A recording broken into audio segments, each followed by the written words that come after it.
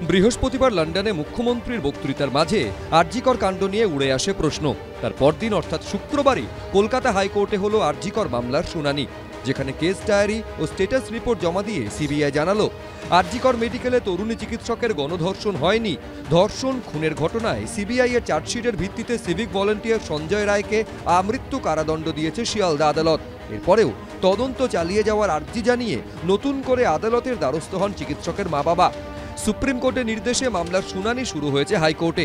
সেই মামলার প্রেক্ষিতে শুক্রবার বিচারপতি তীর্থঙ্কর ঘোষ প্রশ্ন করেন, এটা ধর্ষণ না গণধর্ষণ? উত্তরে সিবিআই জানায়, আমরা সব তথ্য প্রমাণ ডিএনএ ফরেনসিক পরীক্ষার জন্য পাঠিয়েছিলাম। 14 জন ডাক্তারকে নিয়ে মেডিকেল বোর্ড গঠন হয়েছিল। সিবিআই জানায়, মেডিকেল বোর্ডের সিদ্ধান্ত এবং আমাদের তদন্ত বলছে এটা গণধর্ষণ নয়। তখন বিচারপতি প্রশ্ন করেন, এখন আপনারা কি করছেন? ঘটনার পর তথ্য প্রমাণ লোপাট, নষ্ট করা সহ অন্যান্য অপরাধের ক্ষেত্রে কারা কারা যুক্ত ছিল সেটা দেখা হচ্ছে বলে জানায় সিবিআই। বিচারপতি প্রশ্ন করেন, তাহলে আপনাদের মতে অভিযুক্ত একজনই? সিবিআই এর আইনজীবী বলেন, হ্যাঁ, এখনো পর্যন্ত তদন্তে আমরা তাই পেয়েছি। ডিএনএ প্রোফাইল বা ইনকোয়েস্ট রিপোর্ট এইসব মিলিয়ে দেখা হয়নি। এমনকি আগে দেখা গেছে সিএফএসএল রিপোর্টে সেমিনার হল যে ঘটনাস্থলে নয়, এসব অনেক কোশ্চেন রয়েছে, সেগুলো তদন্তের আওতায় রয়েছে। সিবিআই তাড়াতাড়ি তদন্ত করে যত তাড়াতাড়ি দ্রুত আমার মেয়ের ন্যায় বিচার দেবে, আমরা তত তাড়াতাড়ি চেষ্টা করব যাতে তাড়াতাড়ি আমার মেয়ের ন্যায় বিচারটা পাই। এটা তো ট্রায়াল কোর্টেও দিয়েছিল, তাই একজন ব্যক্তি কনভিক্টেড হয়েছিল। তাহলে এইটা প্রশ্নটা এখানে নতুন এসে সিবিআই বলে দেবে 10 জন ধর্ষণ করেছে, এটা এক্সপেক্টেড নয়। প্রশ্নটা এখানে ধর্ষণ না গণধর্ষণে আটকে গেলে হবে না। সিবিআই তার সাবমিশন, এটা তো ট্রায়াল কোর্টেও দিয়েছিল, তাই একজন ব্যক্তি কনভিক্টেড হয়েছিল। সিবিআই বলছে লার্জার কনস্পিরেসি হয়েছে, সিবিআই বলছে এভিডেন্স ডিস্ট্রাকশন হয়েছে। তাহলে একজন যদি এখানে আপনার ইনভলভ থাকে, তাহলে কি সঞ্জয় রায়কে বাঁচানোর জন্য লার্জার কনস্পিরেসি হতে পারে? কেন্দ্রীয় এজেন্সির উদ্দেশ্যে বিচারপতি তীর্থঙ্কর ঘোষ আরও প্রশ্ন করেন যে তদন্ত আপনারা করছেন সেটা কবে শেষ হবে?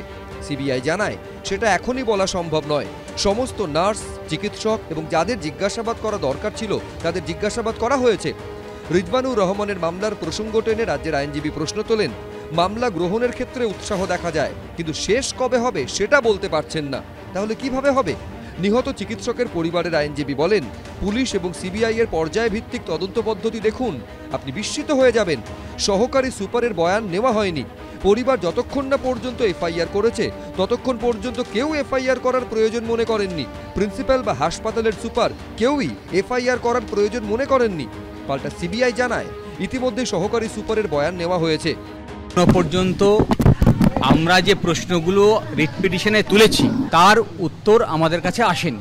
সিবিআইকে নির্দেশ দিয়েছেন যে আপনারা যা সাক্ষী, যা উইটনেস এতদিন পর্যন্ত এক্সামিন করেছেন তার তালিকা দিন, আর কবের মধ্যে এই তদন্ত শেষ করতে পারবেন জানান। পরের দিন এই তথ্যগুলো নিয়ে তারা আসবে। তাহলে কোথায় আটকাচ্ছেন, কোথায় হাইকোর্টের নির্দেশ প্রয়োজন, সেই অনুযায়ী আদালত পরের দিন নির্দেশ দেবেন। ফলে আমরা আশা করছি যে সিবিআই একটা সদর্থক ভূমিকা নেবে। বিচারপতি তীর্থঙ্কর ঘোষ শুক্রবার জানতে চান, এখন আপনাদের তদন্ত কেন আটকে আছে, কি অসুবিধে হচ্ছে?